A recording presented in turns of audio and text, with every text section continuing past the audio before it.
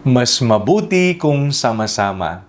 Ako po si Father Fiel Pareha at ito po ang ating 40-day Lenten Challenge, ang maging katulad mo.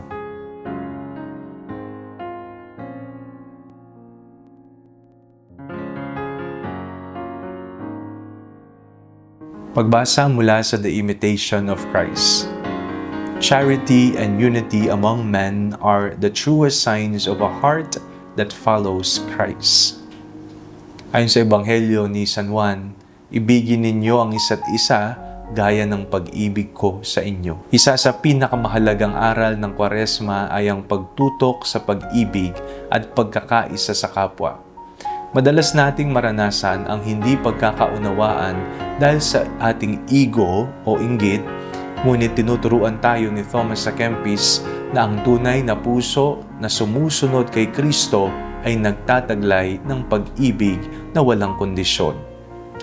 Ang buhay at pagpapakasakit ni Jesus ay ang sukdulang halimbawa nito. Sa krus ipinakita niya ang pag-ibig sa lahat, kahit sa mga nagkasala sa Kanya. Sa bawat araw na pinipili nating magpatawad at magpakumbaba, lumalapit tayo sa Kanyang puso.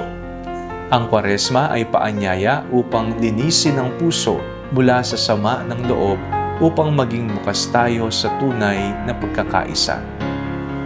Manalangin tayo. Panginoong Jesus, turuan mo akong magmahal ng walang kondisyon at magtaguyod ng pagkakaisa. Punuin mo ang aking puso ng iyong awa at kabutihan. Amen. Ang hamon para sa araw na ito, maglaan ng oras upang magsagawa ng isang gawa ng kabutihan na nagpapalakas ng pagkakaisa. Halimbawa, ayusin ang isang alitan o magpakita ng malasakit sa iba.